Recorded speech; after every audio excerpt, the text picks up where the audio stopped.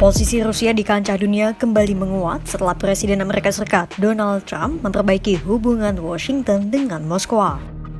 Sebelumnya, negara-negara di Asia Tenggara harus menjalin hubungan dengan Rusia di bawah tekanan sanksi Amerika Serikat.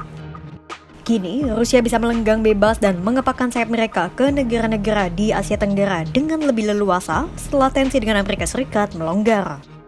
Dan Indonesia menjadi salah satu gerbang masuknya pengaruh Rusia di Asia Tenggara. Upaya itu terlihat melalui pertemuan antara Presiden Prabowo Subianto dengan Sekretaris Dewan Keamanan Rusia, Sergei Shoigu. Apa isi perbincangan keduanya?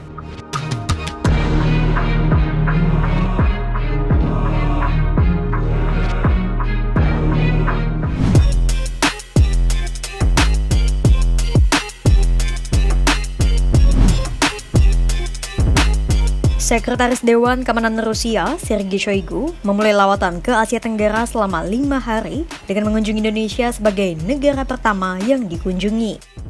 Kunjungan itu tak lain dan tak bukan untuk mempererat hubungan pertahanan Rusia dan Indonesia.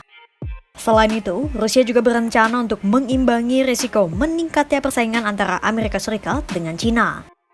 Shoigu tiba di Indonesia pada Selasa, 25 Februari 2025.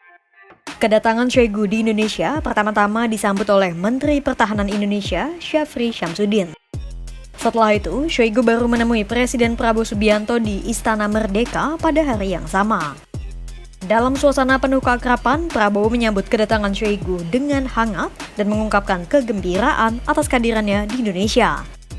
Prabowo berseloroh menyebut bahwa kehadiran Shoigu di Indonesia kurang lama karena dirinya ingin membuat jamuan untuk pejabat Rusia itu. Prabowo bahkan sempat menanyakan kabar Presiden Rusia Vladimir Putin yang ia sebut sebagai sahabatnya. Menanggapi pertanyaan itu, Shoigu menyampaikan salam hormat dari Putin dan menyerahkan surat pribadi dari Presiden Rusia itu kepada Prabowo. Terima kasih kedatangan yang mulia. Kita sahabat lama dan saya sangat gembira melihat yang mulia ke sini. Tapi kurang lama di sini.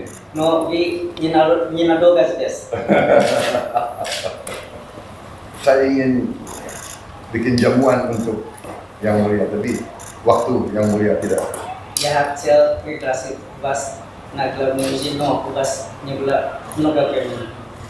Bagaimana sahabat saya, Presiden Putin? Sehat?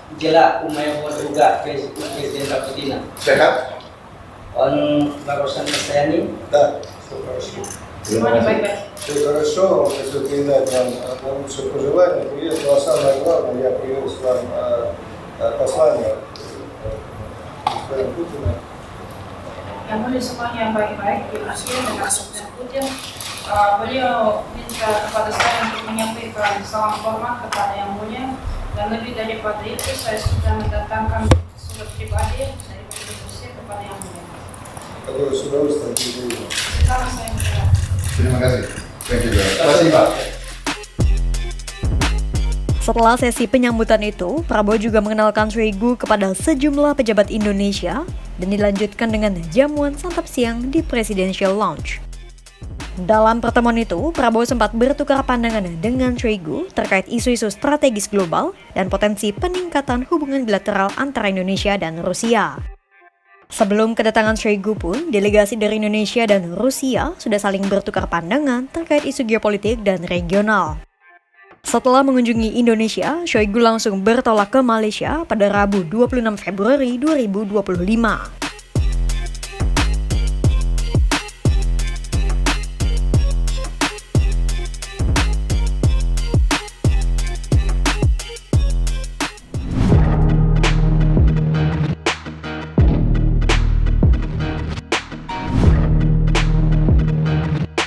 Selain Indonesia, Rusia juga mendekat ke Malaysia. Di Malaysia, Shoigu bertemu dengan Perdana Menteri Anwar Ibrahim dan Menteri Pertahanan Malaysia Mohammed Khalid Nordin. Pembahasan antara Shoigu dan para pejabat Malaysia itu tak jauh berbeda dari bahasan yang diangkat saat mengunjungi Indonesia. Namun dalam kunjungannya ke Kuala Lumpur kali itu, Shoigu sempat menyinggung soal potensi kerjasama di bidang luar angkasa dan energi nuklir. Menurut pengajar hubungan internasional di UII, Mustafa Izzuddin, Rusia melihat Indonesia dan Malaysia sebagai dua pintu gerbang strategis untuk memperluas pengaruhnya di kawasan Asia Tenggara.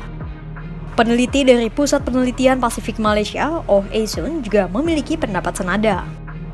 Menurut Oh, hal itu tak terlepas dari peran Indonesia dan Malaysia yang menjadi pembeli terbesar peralatan militer Rusia di Asia Tenggara.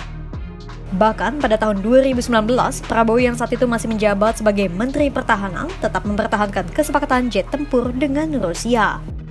Kesepakatan jet tempur itu senilai 1,1 miliar dolar Amerika Serikat atau sekitar 18 triliun rupiah. Kesepakatan itu tetap berjalan meski mendapatkan ancaman sanksi dari Amerika Serikat dengan tetap menjaga posisi netral Indonesia di tengah perang Rusia-Ukraina. Kini, setelah Trump membuka diri kepada Rusia, negara-negara di Asia Tenggara bisa lebih luas menjalin hubungan dengan Rusia. Moskow yang baru saja memulai kebangkitan dari isolasi dan sanksi, kemungkinan besar juga akan menyambut negara-negara Asia Tenggara dengan baik.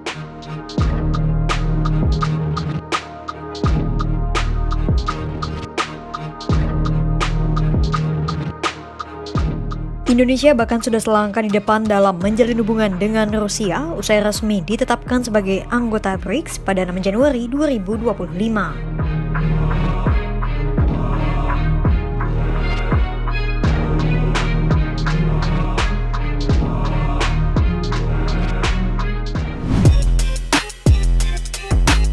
Berkat pemulihan hubungan Rusia dan Amerika Serikat di bawah komando Presiden Donald Trump, kini Moskow bisa mengembangkan sayapnya ke Asia Tenggara dengan lebih leluasa.